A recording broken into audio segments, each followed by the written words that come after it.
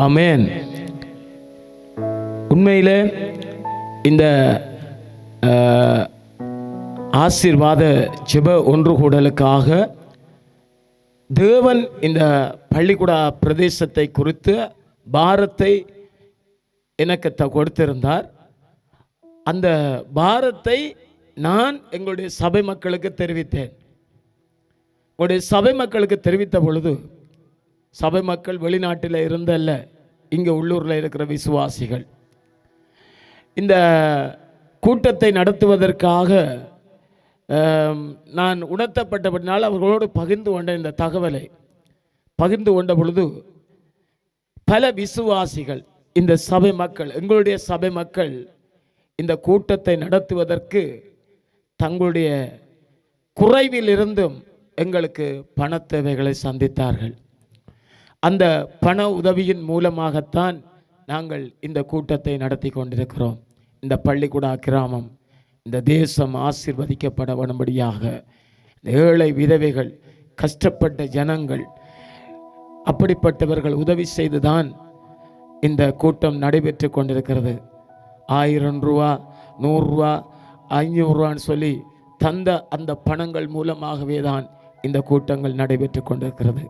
உண்மையிலே அது ஒரு ஆசீர்வாதமான நாளாக இருந்தது கடந்த 2 நாட்கள்.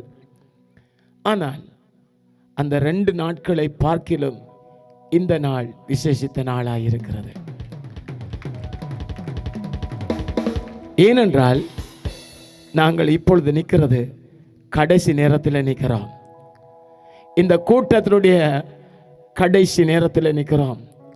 இயேசு கிறிஸ்து தம்முடைய வார்த்தையை பேசி, அந்த வார்த்தையின் மூலமாக ஜனங்களுடைய கண்ணீரை துடைத்து, வியாதிகளை குணப்படுத்தி, சாப கட்டுகளை உடைத்து, பிசாசின் தொல்லைகளிலிருந்து விடுதலை கொடுத்து முழுமையான சுகத்தை அனுப்பினார். அதே இயேசு இன்றைக்கும் நம் மத்தியிலே எழுந்தருளி இருக்கிறார். இன்றைக்கு அநேகருடைய பரம்பரை சாப கட்டுகள் உடைக்கப்படும். எத்தனை பேர் விரும்புகிறீர்கள்? பரம்பரையாய் தொடர்ந்து வருகிற சாபங்கள் உடைக்கப்பட வேண்டும் என்று சொல்லி விரும்புகிறவர்கள் உங்களுடைய கரத்தை உயர்த்தி காட்டுங்க. பரம்பரையாய் தொடர்ந்து வருகிற வியாதிகள், பரம்பரையாய் தொடர்ந்து வருகிற எல்லா தரித்திரங்கள், பரம்பரையாய் தொடர்ந்து வருகிற இழப்புகள், எல்லாவற்றிலிருந்து விடுதலை பெற விரும்புகிறவர்கள் உங்களுடைய கரத்தை உயர்த்தி கரங்களை தட்டி, ஆண்டவரே உமக்கு நன்றி என்று சொல்லுங்க. ஆண்டவரே உமக்கு நன்றியப்பா, என்னை நீ நினைவு கூர்ந்தபடினால் உமக்கு நன்றியப்பா, உமக்கு நன்றியப்பா, நன்றியப்பா, ஸ்தோத்திரம் ஆண்டவரே, உமக்கு நன்றியப்பா, ஸ்தோத்திரம் ஸ்தோத்திரம் ஸ்தோத்திரம் ஆண்டவரே. ஆமென், ஆமென். இந்த நாட்களிலே நாங்கள் அருமையான ஆண்டுடைய வார்த்தைக்காய் கண் செல்ல போகிறோம். முதலாம் நாளிலே ஆண்டுடைய அன்பை பற்றி நாங்கள் கேட்டோம். ஆண்டுடைய அன்பு எப்படி இருந்ததுன்னு சொல்லி நாங்கள் பார்த்தோம். நாம் பாவிகளாய் இருக்கும் பொழுது இயேசு நம்மையில் வைத்த அவருடைய அன்பை விளங்க பண்ணினார். அந்த அன்பை வெளிப்படுத்தும்படியாக இந்த முதலாம் நாளிலே தம்முடைய நாமத்தை மகிமைப்படுத்தினார். அநேகருக்காக ஜெபித்த பொழுது, சிலருக்கு பிரசங்க நேரத்திலேயே பிசாசுடைய தொல்லைகள் அங்கு அவர்களுக்கு தொல்லை கொடுத்த பொழுதும் ஆண்டவர் அவர்களுக்கு விடுதலை கொடுத்தார். முதலாம் நாளில் அநேகர் அசுத்த ஆவிகளிலிருந்து விடுதலை பெற்றார்கள். சிலருக்கு வியாதிகளிலிருந்து சுகம் கிடைத்தது. அது எனக்கு நன்றாக தெரியும். 2ஆம் நாள் அதிகமானவர்கள் பிசாசின் தொல்லைகளிலிருந்து விடுதலை பெற்றார்கள். ஆனால் அநேகர் இந்த இடத்துல சாட்சி சொல்ல வரவில்லை. சாட்சி ஏனென்றால் நாங்கள் சாட்சி சொல்லும் பொழுதுதான் எங்களுக்கு கிடைத்த விடுதலை முழுமை அடைகிறது. ஆகவே நீதி உண்டாக இருதயத்தில் விசுவாசிக்கப்படும், ரட்சிப்பு உண்டாக வாயினாலே அறிக்கை செய்யப்படும். அப்ப அந்த விடுதலை முழுமை அடைவதற்காக நம்முடைய வாயினால அறிக்கை செய்ய வேண்டும். எல்லா ஜனங்களுக்கு முன்பதாக நாங்கள் அறிக்கை செய்ய வேண்டும். அப்பொழுதுதான் அந்த விடுதலையினுடைய முழுமையை நாங்கள் கண்டுகொள்ள முடியும். முதலாம் நாள் ஆண்டுடைய அன்பு, 2ஆம் நாள் நம்முடைய வாழ்க்கையில் இருக்கிற பாவங்கள் நம்முடைய வாழ்க்கையில வியாதிகளை கொண்டு வந்து நம்மை எழும்பி நடக்க விடாதபடிக்கு பண்ணுகிறதுன்னு சொல்லி நாங்கள் பார்த்தோம். இந்த நாள் 3ஆம் நாள். இந்த 3ஆம் நாளிலே நாங்கள் பார்க்க போகிற செய்தி என்னவென்றால், நாங்கள் கேட்க போகிற செய்தி என்னவென்று சொன்னால், நம்மை தொடர்ந்து வருகிற சாபங்கள், நம்முடைய குடும்பங்களை தொடர்ந்து வருகிற சாபங்கள், பல குடும்பங்களுக்குள்ள திடீரென்று மரணங்கள், திடீரென்று தற்கொலைகள், திடீரென்று வியாதிகள், திருமண உறவு பிரிதல், தொழில்களிலே ஏமாற்றங்கள், வாழ்க்கையிலே விரக்திகள், பரம்பரையாக கடத்தப்படுகிற பிசாசுடைய தொல்லைகள், இப்படிப்பட்ட காரியங்கள் இன்றைக்கு அநேகருடைய வாழ்க்கையை அடிமைப்படுத்தி அவருடைய சந்தோஷத்தையும் சமாதானத்தையும் கெடுத்து ஒரு நிற்கதியான நிலைமைக்குள்ளே விட்டிருக்கிறதை நாங்கள் பார்க்கிறோம். ஆகவே அந்த பரம்பரை சாபத்திலிருந்து ஆண்டவர் நமக்கு இன்றைக்கு விடுதலை தரப்போகிறார். ஆமென். எத்தனை பேர் விரும்புகிறீர்கள்? பரம்பரை சாபம், அந்த பரம்பரை சாபம் அது சும்மா விஷயம் இல்லை. அந்த சாபத்திலிருந்து இயேசு நமக்கு விடுதலை தருவார். ஆமென். நாங்கள் வேதாகமத்துக்கு திருப்பிக் கொள்ளுவோம். யாத்திராகம புஸ்தகம், பரிசுத்த வேதாகமத்திலே யாத்திராகம புஸ்தகம் 20ஆம் அதிகாரம் 5வது வசனம். நீ அவைகளை நமஸ்கரிக்கவும் சேவிக்கவும் வேண்டாம். உன் தேவனாகிய கர்த்தராகிய நான் எரிச்சலுள்ள தேவனாயிருந்து என்னை பகைக்கிறவர்களை குறித்து பிதாக்களுடைய அக்கிரமத்தை பிள்ளைகளிடத்தில் 3ஆம் 4ஆம் தலைமுறை மட்டும் விசாரிக்கிறவராயிருக்கிறேன். இங்கு நாங்கள் பார்க்கிறோம், ஆண்டவர் சொல்லுகிற வார்த்தை, என்னை பகைக்கிறவர்களை குறித்து பிதாக்களுடைய அக்கிரமத்தை பிள்ளைகளிடத்திலே 3ஆம் 4ஆம் தலைமுறை மட்டும் நான் விசாரிக்கிற தேவனாயிருக்கிறேன் சொல்லி, என்னை பகைக்கிறவர்களை குறித்து பிதாக்கள் செய்கிற அக்கிரமத்தை பிள்ளைகளிடத்திலே 3ஆம் 4ஆம் தலைமுறை மட்டும் விசாரிக்கிறவராயிருக்கிறேன் சொல்லி பரிசுத்த வேதாகமத்திலே சொல்லப்படுகிறது. பிதாக்கள் மாம்பழம் சாப்பிட்டார்கள், பிள்ளைகளுடைய பல்லு கூசி போச்சுன்னு சொல்லி. அதே நேரத்தில் பரிசுத்த வேதாகமத்திலே தாவீது என்கிற பக்தன் இருந்தான். இந்த தாவீது இஸ்ரவேலுடைய ராஜாவாக ஆண்டவரால் ஏற்படுத்தப்பட்டான். இந்த ஆடுகளுக்கு பின்பதாக திரிந்த இந்த தாவீதை ஆண்டவர் இஸ்ரவேலின் ராஜாவாக ஏற்படுத்தி அவனுக்கு வேண்டிய சகல ஆசீர்வாதத்தையும் கொடுத்து அவனை ஆசீர்வதித்தார். ஆனால் இந்த தாவீது ஒரு நாள் தன்னுடைய வீட்டிலே இருக்கிறான். எல்லா போர்ச்சவர்களும் இராணுவ தளபதிகளும் படை வீரர்களும் யுத்தத்துக்கு போன பொழுது அவன் மட்டும் வீட்டிலே இருக்கிறான். அவன் வீட்டிலே இருந்து பொழுதுபோக்குக்காக உப்பரிகை என்கிற மொட்டை மாடியிலே ஏறி அங்கே உலாத்துகிறான். அப்படி இருக்கும் பொழுது அவன் தவறான விதத்திலே பாவத்துக்குள்ளே வஞ்சிக்கப்பட்டு போகிறதை நாங்கள் பார்க்கிறோம். அதனாலே அவனுக்கு பிறந்த பிள்ளையை ஆண்டவர் அடித்தார்னு சொல்லி நாங்கள் பார்க்கிறோம். இந்த பிள்ளை சுகமடைவதற்காக தாவீது பல நாள் உபவாசம் இருந்தான். ஆனால் பிள்ளைக்கு சுகம் கிடைக்கல, பிள்ளை செத்து போயிட்டு. தாவீது செய்த பாவம் பிள்ளையை கொலை செய்தது. ஆகவே அருமையான ஆண்டுடைய பிள்ளைகளே, இன்றைக்கு நம்முடைய வாழ்க்கையில நாங்கள் யோசித்துக் கொண்டிருக்கிறோம், ஏதாவது வாழ்ந்து விட்டு போயிட்டால் பிரச்சனை இல்லை, நாங்கள் எப்படியாவது வாழ்ந்து விட்டு போயிட்டால் பிரச்சனை இல்லை என்று சொல்லி நாங்கள் யோசிக்கிறோம். நாங்கள் எதை வைத்து போகிறோமோ அதை நம்முடைய பிள்ளைகள் பின்பற்றுகிறார்கள். நாங்கள் நடக்கிற அந்த அடிச்சுவடுகளை நம்முடைய பிள்ளைகள் பின்பற்றுகிறார்கள்.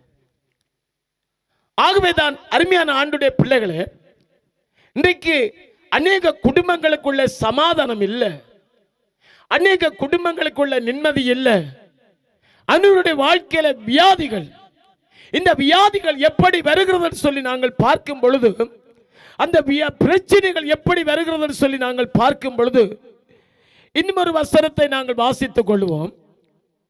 முட்டையிட்டு அவயவம் காத்தும் குஞ்சு பொறிக்காமல் போகிற கௌதாரி கொப்பாயிருக்கு. அப்படி சொன்னால் தவறான விதத்திலே பணத்தை சம்பாதிப்பது, தவறான விதத்திலே காரியங்களை சம்பாதிப்பது, தவறான விதத்திலே காணியை சம்பாதிப்பது, தவறான விதத்திலே திருமண உறவுகளை சம்பாதிப்பது, தவறான விதத்திலே வாழ்க்கையை சம்பாதிப்பது, இது நம்முடைய வாழ்க்கையிலே பாரிய ஆபத்துக்களை கொண்டு வரும். ஆகவே தான் பிரியமான ஆண்டுடைய பிள்ளைகளே, இந்த தவறான பாதை அது ஒரு மனிதனுடைய வாழ்க்கையிலே பாரிய அழிவை கொண்டு வந்துவிடும். தெரியாமல் செய்யும் பொழுது அது தவறு, தெரிந்து செய்யும் பொழுது அது அக்கிரமம். ஆகவே இந்த அக்கிரமம் என்பது தெரிந்து கொண்டு துணிகரமாக செய்கிற காரியம். ஆகவே நாங்கள் வேதாகமத்திலே இருந்து இன்னும் ஒரு வசனத்தை நாங்கள் வாசித்துக் கொள்ளுவோம். பிரசங்கி புஸ்தகத்திலே 8வது அதிகாரம் 11வது வசனம்.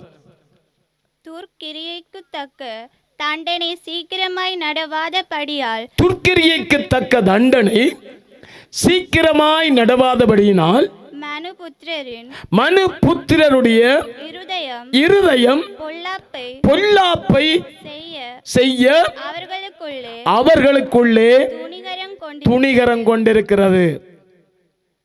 துர்க்கிரியைக்கு தக்க தண்டனை சீக்கிரமாய் நடவாதபடியினால் மனுபுத்திரனுடைய இருதயம் பொல்லாப்பை செய்ய அவர்களுக்குள்ளே துணிகரம் கொண்டிருக்கிறது.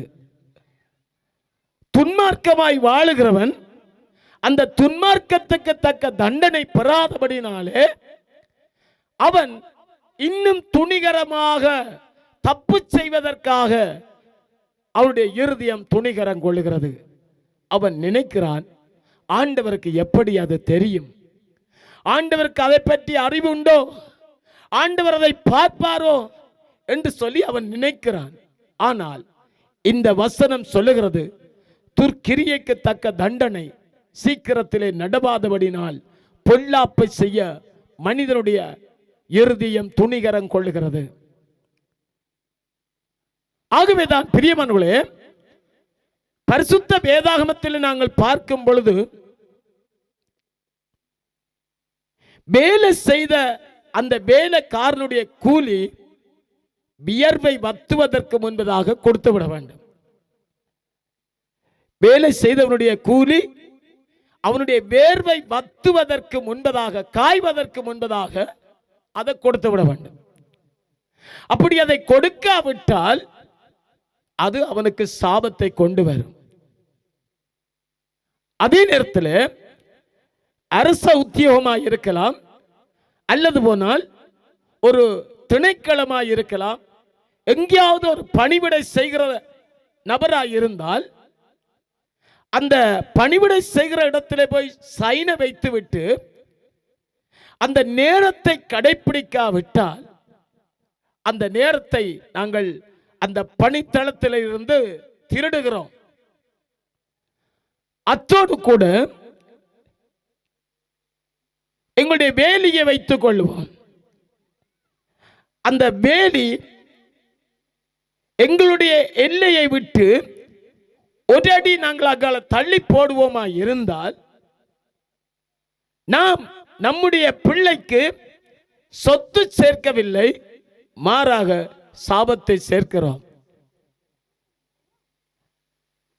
அது மட்டுமல்ல, நீதியை அநீதியாக புரட்டுவதும் அநீதியை நீதியாக புரட்டுவதும், இப்படிப்பட்ட காரியங்களுக்காக லஞ்சம் வாங்குவதும் அது சாபத்தை கொண்டு வரும்.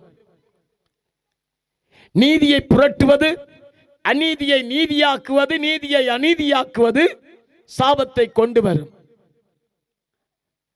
அது மட்டுமல்ல, வேதம் சொல்லுகிறது, இந்த உலகத்திலே தேவன் மனிதனை உருவாக்கினார். இந்த மனிதன் வாழ வேண்டும், அவன் பெருக வேண்டும், அவன் ஆசீர்வதிக்கப்பட வேண்டும் என்று சொல்லி ஆண்டவர் விரும்பினார். ஆகவே அந்த மனிதன் வாழ வேண்டும் என்று சொல்லி ஆண்டவர் விரும்பும் பொழுது, அந்த மனிதனை வாழ விடாமல் ஏற்பட்ட சிறிய தகராறின் நிமித்தம் அவனை கொலை செய்யும் பொழுது அது சாபத்தை கொண்டு வரும். அதே நேரத்தில் வீடு கட்டும் பொழுது அந்த வீட்டுக்கு வேலை செய்தவன் அவன் சந்தோஷப்படத்தக்கதாக அவனுடைய கூலி கொடுக்கப்பட வேண்டும். அப்படி கொடுக்காவிட்டால் அந்த வீட்டுக்குள்ளே சாபம் தங்கும். அத்தோடு கூட இப்படி நாங்கள் பல காரியங்களை பார்க்கலாம். ஒரு குழந்தை இந்த உலகத்திலே பிறந்து உலகத்திலே வாழ வேண்டும் என்று சொல்லி விரும்பும் பொழுது, ஆண்டவர் விரும்பும் பொழுது, அந்த குழந்தையை கருவிலே அழிக்கிறது சாபம். இப்படி சாபத்தினுடைய கிரியைகளை குறித்து நாங்கள் பார்க்கிறோம். ஆனால் மனிதன் அதை குறித்த அறிவில்லாமல் பழிக்கு பழி வாங்க வேண்டும், தான் ஒரு பணக்காரனாக வேண்டும், தான் நாட்டிலே வாழ வேண்டும் என்று சொல்லி மற்றவனை அடக்க வேண்டும் என்ற அந்த நோக்கத்தோடு அவன் செயல்படுகிறான். ஆகவே அந்த மனிதனுடைய நிலைமையை குறித்து நாங்கள் பார்க்கும் பொழுது, அவன் தன்னுடைய பிள்ளைக்கு மற்றவனுடைய கண்ணீரையும் மற்றவனுடைய வேதனையையும் சாபத்தை வைத்துவிட்டு போகிறான். இந்த இடத்திலே கூடி வந்திருக்கிற அருமையான மக்களே, தேவ ஜனங்களே, இன்றைக்கு நம்முடைய வாழ்க்கையை நாங்கள் சிந்தித்து பார்க்க வேண்டும். ஒரு மனிதனுக்கு 3 விதத்தில் வியாதி வரும். ஒன்று, சூழல் மாசடைவதனால் வியாதி வரும். அந்த வியாதிக்கு மருந்தெடுத்தால் மாறிவிடும். இரண்டாவது, உடல் பலவீனத்தினால வியாதி வரும். அதிகமாக வேலை செய்கிறது நிமித்தம் வியாதி வரும். அதுவும் மருந்தெடுத்தால் மாறிவிடும். ஆனால் பாவத்தினால வருகிற வியாதி அது மாறாது. பாவத்தினால வருகிற வியாதி மாறாது. இப்ப பாருங்க, நாங்கள் ஹாஸ்பிட்டலுக்கு போகிறோம். ஹாஸ்பிட்டலில் போன உடனே வைத்தியர் பரிசோதிக்கிறார். பரிசோதித்து போட்டு என்ன கேட்கிறார்? உங்களுடைய அப்பாவுக்கு கொலஸ்ட்ரால் இருந்ததா? உங்களுடைய அம்மாவுக்கு கொலஸ்ட்ரால் இருந்ததா? உங்களுடைய பரம்பரையில யாருக்காவது இப்படிப்பட்ட வியாதி இருந்ததான்னு சொல்லி கேட்கிறார்கள். ஆகவே இந்த பரம்பரை வியாதிகள், பரம்பரை சாபங்கள் என்பது இரத்தத்தின் மூலமாக கடத்தப்படுகிறது. இரத்தத்தின் மூலமாக கடத்தப்பட்டபடினால கடந்த நாட்களிலே ஒரு குடும்பத்தை சந்திக்க வேண்டி ஏற்பட்டது. அந்த குடும்பத்தில் இருக்கிற மகன் பெரிதான ஒரு சண்டியன். அவனுடைய உறவுகள் வந்து சொன்னார்கள், இவனுடைய பேரன் பயங்கர சண்டியன், சரியான சண்டியன். அவர் வர்றராய் இருந்தால் இவங்க எல்லாம் ஒளிமி நிற்பாங்களாம். அப்படிப்பட்ட சண்டியன் அவற்றை பேரன். அந்த பேரனுடைய அடிச்சுவடு இவனுக்குள்ள வந்திருக்குன்னு சொல்லி. ஆகவே இது நல்ல காரியம் அல்ல. இது நல்ல காரியம் தொடர்கிறது அல்ல. இன்றைக்கு அருமையான தேவனுடைய ஜனங்களே, நாங்கள் நம்முடைய வாழ்க்கையை சிந்தித்து பார்க்க வேண்டியவர்களாக இருக்கிறோம். துர்க்கிரியைக்கு தக்க தண்டனை சீக்கிரமாய் நடவாதபடினாலே பொல்லாப்பு செய்ய மனிதனுடைய இருதயம் அவனுக்குள்ளே துணிகரம் கொண்டிருக்கிறது. பாவத்துக்கேற்ற தண்டனை கிடைக்காதபடினாலே, தேவனுடைய கோபம் வெளிப்படுவதற்கு தாமதிக்கிறபடினாலே மனிதனுடைய இருதயம் இன்னும் துணிகரம் கொண்டு இருக்கிறது. ஓடி ஓடி கொலை செய்ய வேண்டும், ஓடி ஓடி அடுத்தவனுடைய சொத்தை பறிக்க வேண்டும், ஓடி ஓடி அடுத்தவனுடைய மனைவியை பிடிக்க வேண்டும், ஓடி ஓடி அடுத்தவனுடைய புருஷனை பிடிக்க வேண்டும். இப்படி அங்கு மனிதனுடைய இருதயம் துணிகரம் கொள்ளுகிறது. வேதம் சொல்லுகிறது, அப்படிப்பட்ட மனிதனுடைய வாழ்க்கையில சாபத்தை கொண்டு வரும். அந்த சாபம் அவருடைய வாழ்க்கையை மீள விடாது. சில நேரங்களில் பாருங்க, நான் ஒரு சகோதரிக்காக ஜெபிக்க போயிருந்தேன். அந்த சகோதரிக்காக ஜெபிக்கும் பொழுது அந்த சகோதரிக்குள்ள இருந்த பிசாசு அவருடைய தாய்க்குள்ள மாறியது. தாய்க்காக ஜெபித்த பொழுது அவனுடைய தாய்க்குள்ள மாறியது. அவற்றை தாய்க்காக ஜெபித்த பொழுது இந்த பிள்ளையினுடைய தகப்பனுக்குள்ள மாறினது. எத்தனை பேருக்குள்ள? 4 பேருக்குள்ள இந்த ஆவி சுத்தி சுத்தி நிக்குது. அந்த பிசாசு சுத்தி சுத்தி நிக்குது. என்னன்னு சொன்னால், அங்கே பிசாசுக்குரிய இடம் இருக்கிறது. முன்னோர்களுடைய முற்பிதாக்களுடைய பாவங்கள், அவர்கள் செய்த பாவங்கள், அக்கிரமங்கள் அவர்களுடைய சந்ததியை தொடர்ந்து வருகிறது. அதனாலே அநேக குடும்பங்களுக்குள்ள பாருங்க, போலியான குறைமாத குழந்தைகள் பிறக்கிறார்கள். அது எப்படி இருந்துட்டு ஒரு குழந்தை பிறந்தால் அது தவிர்க்க முடியாது. தொடர்ந்து ஒரு குடும்பத்திலே இப்படி அங்கவீனமான பிள்ளை பிறக்குதா இருந்தால் அங்கே பிரச்சனை இருக்கிறது. ஒரு மனிதனுடைய சரீரத்திலே எவ்வளவு மருந்தெடுத்தும் சுகம் பெறாமல் வியாதி தொடர்ந்து இருக்குதா இருந்தால் அங்கே பிரச்சனை இருக்கிறது. ஒரு மனிதனுடைய கையிலே உழைக்கிற பணம் நிற்காமல் தொடர்ந்து அப்படியே செலவழிந்து போகுதா இருந்தால் பாருங்க, 5000 ரூபாய் உழைப்பாங்கள் 50 ரூபா போலவே செலவழித்து போடுவாங்க. ஒரு திருப்தி இல்லாத உழைப்பு, கஷ்டப்பட்டு உழைத்த பணம் திருப்தி இல்லாமல் செலவழிகிறது. ஆகவே இப்படி நாங்கள் பார்க்கும் பொழுது ஆண்டுடைய வார்த்தை சொல்லுகிறது, அவைகள் எல்லாம் சாபங்கள்.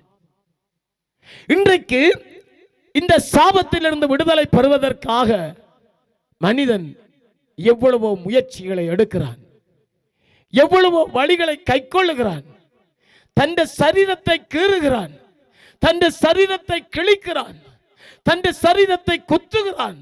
ஆனால் அவனாலே அந்த சாபத்திலிருந்து விடுதலை பெற்று வெளியால வர முடியல. சாபம் அது அப்படியே தொடர்ந்து வரும். இப்ப உதாரணத்துக்கு வைத்துக் கொள்வோம், நான் என்னுடைய எல்லையை விட்டு பக்கத்து வீட்டுக்காரன் காணியை நான் பிடிச்சால் அது என்னுடைய பிள்ளைக்கு நான் சொத்து சேர்த்து வைக்கல, பிள்ளைக்கு நான் சாபத்தை சேர்த்து வைக்கிறேன். மற்றவன் விடுகிற கண்ணீரை நான் என்னுடைய பிள்ளைக்காக சாபத்தை சேர்த்து வைக்கிறேன். அந்த பிள்ளை என்ன செய்யும்? அந்த நான் பிடித்த ஒரு அடி காணியை வித்து ஆஸ்பத்திரிக்கு செலவழிக்கும், கோயில் குளங்களுக்கு செலவழிக்கும். அதற்காக நான் தவறான விதத்திலே பிள்ளைக்கு சொத்து சேர்த்து வச்சிருக்கிறேன். சீக்கிரமாய் பணக்காரனாக வேண்டும் என்பதற்காக அநியாய முறையிலே செயல்படுவது சாபத்தை கொண்டு வரும். ஆகவே தான் பிரியமான ஆண்டுடைய பிள்ளைகளே, இன்றைக்கு நாங்கள் ஏதோ காலம் கடந்து போய்விட்டது, நம்முடைய காலங்கள் இப்படியே போய்கொண்டிருக்கிறது, ஏதோ போயிட்டால் நல்லவன் சொல்லி நாங்கள் யோசிக்கிறோம். ஆனால் அந்த பாவத்துக்கான பரிகாரம் என்ன? பாவத்திற்கான பரிகாரம் என்ன? பாவத்துக்கான விமோச்சனம் என்ன? அந்த பாவம், அந்த சாபத்துக்கான விமோச்சனம் என்ன? அந்த சாபத்திலிருந்து எப்படி வெளியால வர முடியும்? நாங்கள் அந்த வைத்தியசாலை இந்த வைத்தியசாலை என்று கொண்டு ஓடுகிறோம், ஆனா சுகம் கிடைக்கிறதில்ல. ஆஸ்பத்திரிக்கு போன உடனே சுகம், வீட்டை வந்தால் வருத்தம். ஆஸ்பத்திரிக்கு போனால் சுகம், வீட்டை வந்தால் வருத்தம். இப்படி நாங்கள் எடுக்கிற முயற்சிகள் எல்லாம் கைகூடி வராமல் வாழ்க்கை தோல்வியிலே வேதனையோடு கண்ணீரோடு கடந்து போகிறது. ஏனென்றால் ஆண்டவர் சொல்லி இருக்கிறார், பிதாக்கள் செய்கிற அக்கிரமத்தை பிள்ளைகளிடத்திலே நான் விசாரிப்பேன் சொல்லி. இன்றைக்கு இந்த இடத்திலே கூடி வந்திருக்கிற நீங்கள் உங்களுடைய வாழ்க்கையை சிந்தித்து பாருங்க. நீங்கள் உங்களுடைய பிள்ளைகளுக்கு சொத்துக்களை சேர்க்கிறோம் என்று சொல்லி எதை சேர்த்து வைக்கிறீர்கள்? பிள்ளைகள் நிம்மதியாக வாழ வேண்டும், சந்தோஷமாக வாழ வேண்டும் என்று சொல்லி ஒரு நல்ல நடத்தையாக தேவ பயத்தை கற்றுக் கொடுக்கிறீங்களா, அல்லது ஒரு நாள் சாபத்தை சேர்த்து வைக்கிறீங்களா? அது சில நேரம் நம்முடைய சரீரத்தில் கூட வியாதியை கொண்டு வரும். சில நேரங்களில் சில குடும்பங்களுக்குள்ள பாருங்க, தொடர்ந்து தொடர்ந்து தற்கொலை நடக்கும், தொடர்ந்து தொடர்ந்து மரணம். சில குடும்பங்களுக்குள்ள தொடர்ந்து தொடர்ந்து மரணம் நடக்குதுன்னு அது குறிப்பிட்ட காலத்துக்குள்ள நடக்குதா இருந்தால் அங்கே ஒரு சாபம் கிரியை செய்து அந்த சாபம் அவருடைய வாழ்க்கையை வாழ விடாது, அவருடைய வாழ்க்கையை நிம்மதியா இருக்க விடாது. ஒரு நாள் ஒரு சகோதரி தன்னுடைய வீட்டை குறைந்த பணத்திற்காக ஈடு வைத்தாள். தன்னுடைய கணவன் இறந்து போனபடினாலே தன்னுடைய பிள்ளைகளை வளர்ப்பதற்காக குறைந்த பணத்திற்காக வீட்டை ஈடு வைத்தாள். ஆனால் இந்த வீட்டை மீட்டுக் கொள்வதற்கு அந்த பெண்ணால முடியாமல் போய்விட்டது. அந்த வீட்டினுடைய பெறுமதி அதிகமாக இருந்தது. ஆனபடினாலே அந்த குறிப்பிட்ட நாட்கள் முடிந்த பொழுது வீட்டை ஈடுபிடித்தவர்கள் வந்தார்கள். வந்து சொன்னார்கள், உங்களுடைய தவணையெல்லாம் முடிந்து விட்டது, உடனடியாகவே வீட்டை காலி பண்ணுங்கள் சொல்லி. அவ காலில் விழுந்து கும்பிட்றான், ஐயா இந்த 4 பிள்ளைகளை நான் அங்கேயா கொண்டு போறது, நடுத்தருவிலையா கொண்டு போய் வைத்திருக்கிறது, கொஞ்சம் இரக்கம் காட்டுங்க ஐயான்னு சொல்லி அங்கே அந்த பெண்மணி அழுகிறாள். சரி என்று போட்டு போகிறான். போய் திரும்ப ஒரு கொஞ்ச நாளால் திரும்பி வாரான். கஷ்டப்பட்டு இந்த பெண் அழுகிறாள், ஐயா என்னால் மீட்க முடியல அந்த வீட்டை, தயவு செய்து இரக்கம் காட்டுங்க, நிச்சயமாய் நான் மீட்டு போடுவேன் என்று சொன்ன பொழுது அவன் கடிதம் எழுதி கொடுத்தான், இந்த நாளைக்குள்ள நீங்கள் இந்த வீட்டை மீட்க வேண்டும், மீட்காவிட்டால் இந்த வீடு எனக்கு அறுதியாகும் சொல்லி. அந்த நாட்களும் வந்தது. அந்த நாட்களிலும் அந்த பெண் அந்த வீட்டை மீட்க முடியல. ஏனென்றால் அதிகமான பணம் தேவைப்பட்டது. அவருடைய பிள்ளைகளை வளர்ப்பதற்கு அவள் கஷ்டப்பட்டு கொண்டு கேட்கல, இந்த வீட்டை எப்படி மீட்பது என்று தெரியாமல் தவித்து கொண்டது. அந்த நேரத்தில் இந்த ஈடுபடுத்தவங்க வந்தாங்க, வீட்டுக்குள்ள இறங்கினாங்க, வீட்டுக்குள்ள கிடந்த எல்லா உடைமைகளையும் தூக்கி வெளியாக அறிஞ்சாங்க, உள்ளுக்குள்ள இருந்த எல்லாவற்றையும் தூக்கி எறிஞ்சு போட்டு சொன்னாங்க, இந்த நேரத்துக்கடையில் வீட்டை வளவை விட்டு வெளியேறோம்னு சொல்லி. அப்ப இந்த பெண்மணி அழுகிறாள், ஆண்டவரே எனக்கு இரக்கம் காட்ட யாருமே இல்லையா? என்னுடைய வீட்டை நான் என்னுடைய உணவுக்காக, பிள்ளைகளுடைய உணவுக்காக அடைவு வைத்த பொழுது அபாண்டமாக பிடிக்க முற்படுகிறானே, இதற்கு ஒரு நீதி இல்லையான்னு சொல்லி அந்த பெண் அழுகிறாள். சரி என்று சொல்லி போட்டு இந்த பெண்மணி வீட்டை கடைசியாக மேலே இருந்து கீழே பார்த்து ஒரு பெருமூச்சு விட்டாள். நான் இந்த பிள்ளைகளோடு நடு ரோட்டுக்கு போகிறேன், ஆண்டவரே நீர் பார்த்து கொள்ளும் என்று சொல்லி இந்த வீட்டை விட்டு பிள்ளைகளை கொண்டு ரோட்டுக்கு வந்துட்டான். இப்ப இந்த பெண்மணி ரோட்டில் படுக்க இடமில்லை, பிள்ளைகளுக்கு ஒழுங்கான உணவில்லை, உடுக்கிறதுக்கு உடையில்லை, கஷ்டப்பட்டு கொண்டிருக்கிறாள். கஷ்டப்பட்டு கொண்டிருக்கல அந்த வீட்டை ஈடுபடுத்தவர் அவர் அந்த வீட்டில் வந்து குடியிருக்கிறார். அந்த வீட்டில் வந்து குடியிருந்த பொழுது திடீரென்று பார்த்தால் அந்த வீட்டில் அவர் குடியிருந்து சில காலங்களில் பார்த்தால் அந்த வீட்டினுடைய தாயறையினுடைய அஸ்திவாரம் கீழே இருந்து வெடிக்க தொடங்கியது. கீழே இருந்து வெடிக்க தொடங்கின பொழுது அப்படியே மேலே வந்து 2ஆய் பிளந்து அந்த வீடு விழவில்லை, அங்கால பாதி இஞ்சால பாதியா நிற்குது. இவன் யோசிக்கிறான், என்ன நடந்திருக்கும், ஏன் இந்த வீடு இப்படி வந்தது, ஏன் இப்படி இந்த வீடு வந்தது சொல்லி போட்டு அங்கே ஒரு தேவ மனிதரிடத்துல போகிறான். ஐயா, என்னுடைய வீடு திடீரென்று இந்த நிலைமையா போச்சு, என்ன செய்யலாம்னு சொல்லி கேட்ட பொழுது அந்த தேவ மனிதன் சொன்னார், இந்த வீட்டிலே தேவ கோபம் இருக்கிறது. ஏழை விதவை விட்ட பெருமூச்சினுடைய சத்தம், அவள் விட்ட கண்ணீர் இந்த வீட்டிலே இருக்கிறது. தேவன் பெருமூச்சு விடுகிறவர்களுடைய பெருமூச்சை கேட்கிறவராய் இருக்கிறார். அதனாலே அந்த விதவை விட்ட பெருமூச்சின் சத்தத்தை தேவன் கேட்டு அந்த பெருமூச்சினுடைய சத்தத்துக்கு பதிலை கொடுத்தபடினால் இன்றைக்கு உன்னுடைய வீடு இந்த நிலைமையில வந்திருக்குது. ஆனபடினால அவன் கேட்கிறான், அப்ப என்ன செய்யலாம் ஐயா? சொன்னா, எந்த அந்த பெண்ணிடத்துல இருந்து நீ அந்த வீட்டை பருத்தியோ அந்த பெண்ணிடத்துல நீ திரும்பி கொண்டு போய் கொடுக்க முடியாது. ஆனால் நீ அவரோட போய் ஒப்புரவாக வேண்டும் சொல்லி. பிரியமான ஆண்டுடைய பிள்ளைகளே, அது போல நம்முடைய வாழ்க்கையில வேற வேற காரியங்கள் இருக்கலாம். வேற வேற காரியங்கள் நம்முடைய வாழ்க்கையினுடைய சமாதானத்தை கெடுத்து, சந்தோஷத்தை கெடுத்து, நிம்மதியை கெடுத்து கொண்டிருக்கலாம். ஆனா அது நமக்கு தெரிவதில்லை. ஆண்டவர் ஆதாமை உருவாக்கி அவனுக்கு சொல்றார், நீ பல்லுகி பெருகன்னு சொல்லி. அவன் 2 குமாரரை பெறுகிறான். ஒருவன் பேர் காயின், மற்றவனுடைய பேர் ஆபேல். ஆகவே இந்த காயினும் ஆபேலும் ஆண்டவருக்கு காணிக்கை கொண்டு வருகிறார்கள். ஆண்டவருக்கு காணிக்கை கொண்டு வந்த பொழுது ஆண்டவர் ஆபேலையும் அவனுடைய காணிக்கையையும் ஏற்றுக்கொண்டார். காரணம் என்னவென்று சொன்னால், ஆபேல் ஆண்டவருக்கு பிரியமானதை கொடுத்தான். இது நிமித்தம் கோபம் கொண்ட காயின் என்ன செய்தான்? தன்னுடைய சகோதரனை நயவஞ்சகமாக அழைத்து கொண்டு போய் தோட்டத்துக்குள்ளே யாரும் பார்க்காத நேரத்தில் அவனை அடித்து கொலை செய்து போட்டான். அடித்து கொலை செய்து போட்டு அங்கேயும் இங்கேயும் திரும்பி பார்க்கிறான், காணேல, ஒருத்தரும் காணேல என்று சொல்லி போட்டு கிளறி போட்டு தாக்குறான். தாட்ட பொழுது அவன் போயிட்டான்.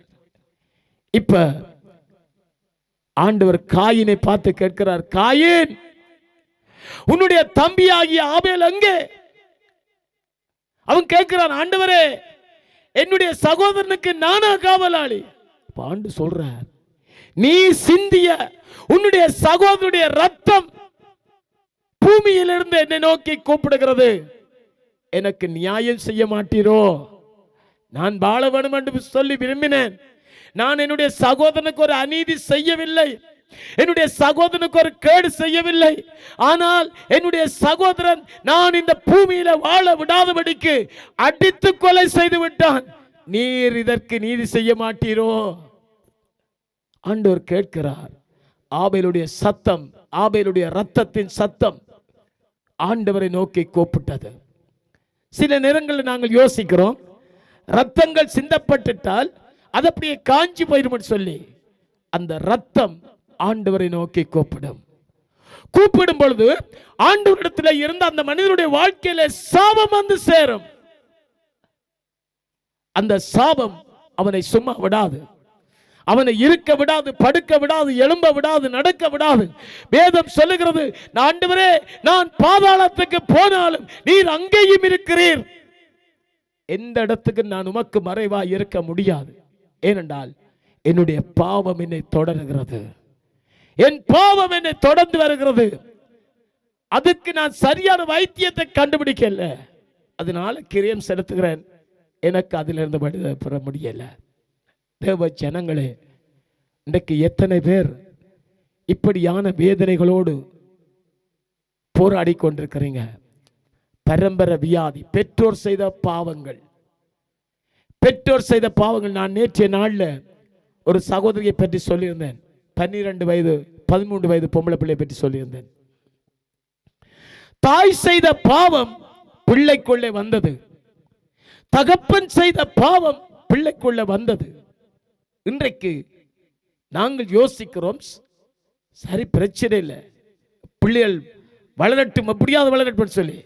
இல்லை, நாங்கள் எங்கே நம்முடைய குடும்பத்தை கட்டுகிறோம்? ஆகவேதான் அருமையான ஆண்டுடைய பிள்ளைகளே, இன்றைக்கு உடைய வாழ்க்கையில் நீங்கள் இப்படிப்பட்ட சோதனையோடு போராடி கொண்டிருக்கலாம், இப்படிப்பட்ட வேதனைகளோடு போராடி கொண்டிருக்கலாம். உழைக்கிற பணம் கையில் நிற்கிறது இல்லையா இருந்தால் அங்கே சாபம் குடி கொண்டிருக்கிறது. நீங்க கட்டின வீட்டிலே நீங்க குடியிருக்கவில்லையா இருந்தால் அந்த வீட்டிலே அங்கே சாபம் குடி கொண்டிருக்கிறது.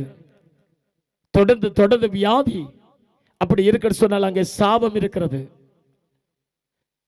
தொடர்ந்து தொடர்ந்து வறுமை ஒரு குடும்பத்துக்குள்ள குடிகொண்டு இருக்குதா இருந்தால் எவ்வளவுதான் உழைத்தாலும், எவ்வளவுதான் கஷ்டப்பட்டு உழைத்தாலும் அந்த வீட்டிலே பணம் நிற்கிறது இல்லையா இருந்தால் அங்கே சாபம் இருக்கிறது. ஆகவே அந்த சாபத்திலே இருந்து இனி நாங்கள் என்ன செய்ய முடியும்? இனி நாங்கள் என்ன செய்ய முடியும்?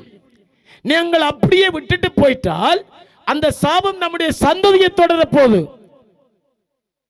சந்ததிக்கு சாபத்தை வைத்து விட்டு போக போகிறோமா அல்லது ஆசீர்வாதத்தை வைத்து விட்டு போக போகிறோமா?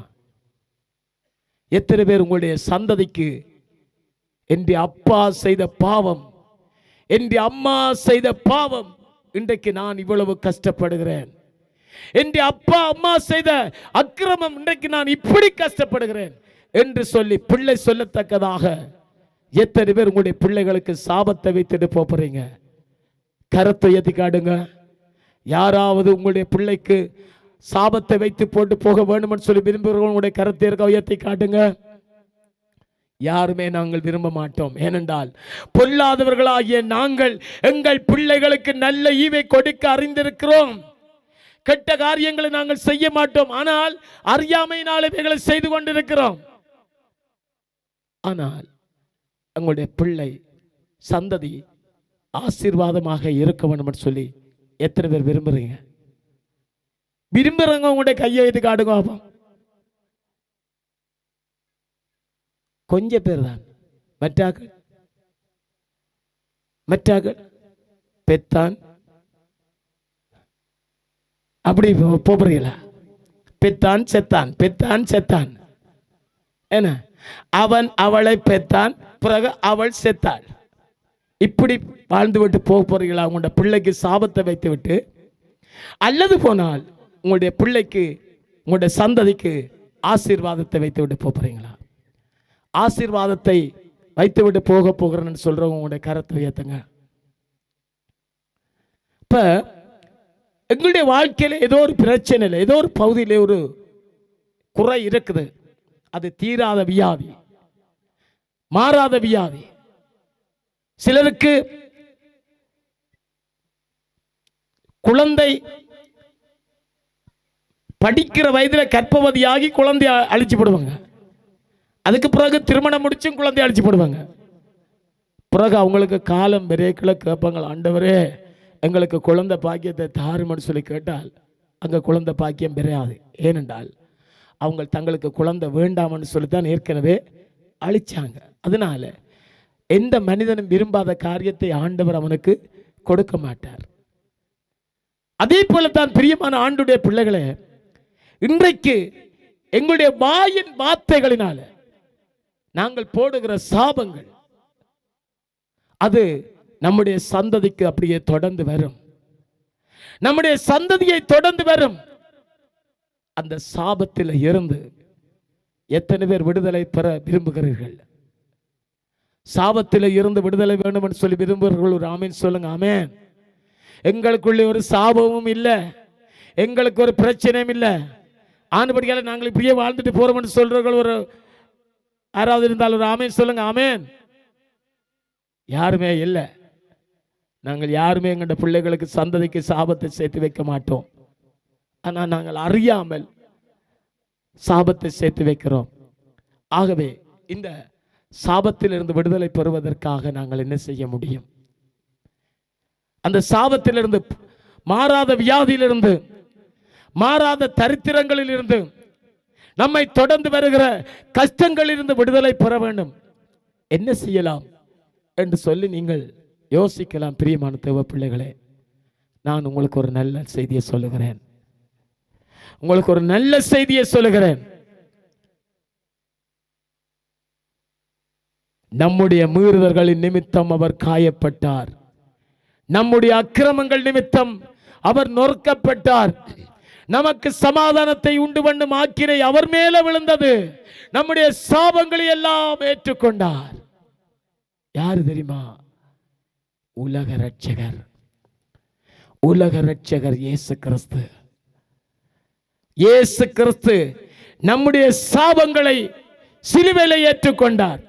ஆனபடினாலே நாங்கள் வாசித்துக் கொள்வோம். கலாத்தியர் 3ஆம் அதிகாரம் 13வது வசனம்.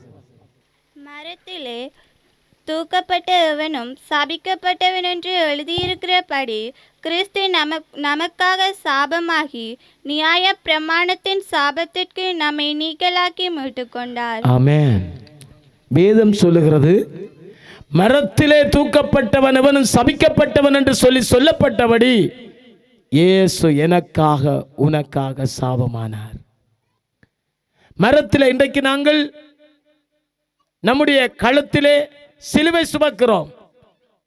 இந்த சிலுவையினுடைய வரலாறை நீங்கள் அறிந்தீர்களாக இருந்தால், அந்த சிலுவையிலே ஒரு பயங்கரமான குற்றம் செய்தவன், தேச துரோகம் செய்தவன் தான் சிலுவையிலே அறையப்படுவான். அவ்வளவுத்திற்கு அந்த சிலுவை சாபமானது. சிலுவையிலே கொலை செய்யப்படுகிறவர்கள் சபிக்கப்பட்டவர்கள். சவுதியிலே ஒருவன் தேச துரோகம் செய்துட்டால் அவனுக்கு மரண தண்டனை வழங்குவார்கள். அந்த மரண தண்டனை வழங்கினதுக்கு பின்பதாக அந்த நபருடைய உடல் என்ன செய்வாங்கன்னு சொன்னா, தோளுக்கு தூக்க மாட்டாங்க, கீழே தான் தூக்கி கொண்டு வருவாங்க. ஏன் சொல்லுங்க? அவன் தேசத்துக்கு துரோகம் செய்திருக்கிறான், அவன் சபிக்கப்பட்டவன், அவன் சாபத்துக்குட்பட்டவன். ஆனபடினாலே இந்த சபிக்கப்பட்டவருடைய உடலை நாங்கள் தோல்ல சுமக்க கூடாதுன்னு சொல்லி, அப்படி அதே போலத்தான் தேச துரோகத்தை செய்கிறவர்கள் சபிக்கப்பட்டவர்கள் தான் இந்த சிலுவையிலே அறையப்படுவார்கள். அதனாலே அந்த சிலுவை ஒரு சாபமாக கருதப்பட்டது. ஆனால் இந்த சிலுவை எப்பொழுது புனிதமாக மாறியது? எப்பொழுது புனிதமாக மாறியது? இயேசு என்னுடைய உங்களுடைய சாபத்திற்காக அந்த சிலுவையில மரித்தபடினாலே, பாவமே அறியாத இயேசு நமக்காக அந்த சிலுவை சுமந்தபடினாலே, அந்த மரத்திலே தூக்கப்பட்ட எவனும் சபிக்கப்பட்டவன் என்று சொல்லப்பட்டபடி இயேசு நமக்காக சாபமாகி அந்த சாபத்தின் கிரியிலிருந்து நமக்கு விடுதலை தருகிறவராய் இருக்கிறார். அவரிடத்திலே நாங்கள் சொல்ல வேண்டியது ஒன்றுதான், ஆண்டவரே, எங்களுடைய பெற்றோர் முற்பிதாக்கள் அறியாமல் தவறு செய்திருக்கிறார்கள். அவர்கள் செய்த தவறு இன்றைக்கு நாங்கள் வேதனைப்பட்டு கொண்டிருக்கிறோம், கண்ணீர் வடித்துக் கொண்டிருக்கிறோம். ஆனால் நாங்கள் செய்கிற தவறு நம்முடைய சந்ததிக்கு சேரக்கூடாது. அந்த சாபத்திலிருந்து நான் என்ற குடும்பத்துக்கு, என்ற வாழ்க்கைக்கு ஒரு ஆசீர்வாதத்தை பெற்றுக்கொள்ள விரும்புகிறேன். என்ற குடும்பத்துக்கு ஒரு ஆசீர்வாதத்தை, சந்ததிக்கு ஆசீர்வாதத்தை பெற்று வைக்க விரும்புகிறேன். ஆண்டவரே, எங்களை தொடர்ந்து வருகிற எல்லா பாவங்கள் சாபங்களிலிருந்து எங்களுக்கு விடுதலை தாரும், எங்களுக்கு விடுதலை தாரும். ஆண்டவரே, சாபங்கள் மன்னிக்கப்படும் பொழுது, பாவங்கள் மன்னிக்கப்படும் பொழுது சாபங்கள் உடைக்கப்படும். அந்த சாபத்துக்கு காரணமாக கட்டி வைத்திருந்த பிசாசுடைய விலங்குகள் உடைக்கப்படும், பிசாசுடைய வல்லமைகள் உடைக்கப்படும். சிலற்ற சரீரத்தில் இருக்கு பாருங்க, தகப்பன் செத்தா பிறகு தகப்பன் ஆவி பிள்ளைட்ட இருக்கும், பிள்ளை செத்தா பிறகு பிள்ளைட்ட இருக்கும், பரம்பரையாக வந்து கொண்டிருக்கிறது. அந்த ஆவி அவளுடைய வாழ்க்கையை அடிமைப்படுத்தி அவளை குட்டுணியாக்கி, குட்டிச்சிவராக்கி, வியாதியாக்கி, கடைசியிலே நரகத்துக்குள்ளே கொண்டு போய் சேர்த்துவிடும். ஆகவே இன்றைக்கு இயேசு அந்த சாபத்தில் இருந்து நமக்கு விடுதலை தரப்போகிறார். சாபத்தில் இருந்து நமக்கு விடுதலை தரப்போகிறார். மரத்திலே தூக்கப்பட்ட எவனும் சபிக்கப்பட்டவன் என்று சொல்லப்பட்டபடி இயேசு நமக்காக சாபமாகி இருக்கிறார். அந்த சாபத்திலிருந்து எனக்கு ஒரு விடுதலை வேண்டும். நான் என்னுடைய சந்ததிக்கு சாபத்தை சேர்த்து வைக்காதபடிக்கு, அந்த சாபத்திலிருந்து நான் விடுதலை பெற்று மனம் திரும்பி ஒரு தேவ பயமுள்ள வாழ்க்கை வாழ, இயேசு கிறிஸ்துவின் இரத்தத்தினாலே கழுவப்பட்டு பரிசுத்தமுள்ள வாழ்க்கை வாழ, பிள்ளைகளுக்கு ஒரு நல்ல ஆசீர்வாதத்தை வைத்துவிட்டு செல்ல, ஆண்டவரே எனக்கு உதவி செய்யும், ஆகவே எனக்காக ஜெபியுங்க என்று சொல்றவங்க யாராவது இருந்தால் சிலர் இதில் இருக்கிறீங்க. சந்ததியாய் தொடர்ந்து வருகிற சாபம் சிலரை வாட்டி வதைத்து கொண்டிருக்கிறது. என்ன செய்கிறது? இப்படி வந்துட்டுது, சுமந்து கொண்டே போவோம்னு சொல்லி போய்கொண்டிருக்கிறோம். போய்கிட்டு செய்கிறோம், அடுத்த ராக்கி வச்சுட்டு போகிறோம், பிறகு அந்த ஆள் சுமக்குது. இப்படி பலர் குடும்பங்களுக்குள்ளே அடிக்கடி தற்கொலைகள், அடிக்கடி மரணங்கள் ஏற்படுகிறது. அதே நேரத்தில் அநேக குடும்பங்களுக்குள்ள உழைக்கிற பணம் நிற்கதில்லை, ஆசீர்வாதம் நிற்கதில்லை, நன்மைகள் நிற்கதில்லை.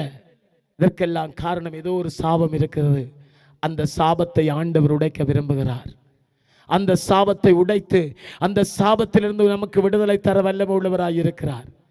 ஆகவே நாங்கள் செய்ய வேண்டியது ஒன்றுதான், இயேசுவே என் பாவங்களை மன்னியும், என் பெற்றோர் செய்த பாவங்களை மன்னியும், என் முற்பிதாக்கள் செய்த பாவங்களை மன்னியும், உம்முடைய இரத்தத்தினால கழுவும், அவருடைய பாவத்தின் நிமித்தம் என் மேலும் என்னுடைய சந்ததி மேலும் சுமத்தப்பட்டிருக்கிற சாபத்திலிருந்து எனக்கு ஒரு விடுதலை தாரும் சொல்லி நாங்கள் கேட்கும் பொழுது ஆண்டவர் எங்களுக்கு உதவி செய்வார்.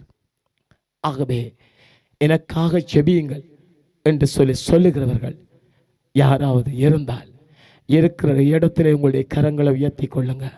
நான் உங்களுக்காக ஜெபிக்க போகிறேன்.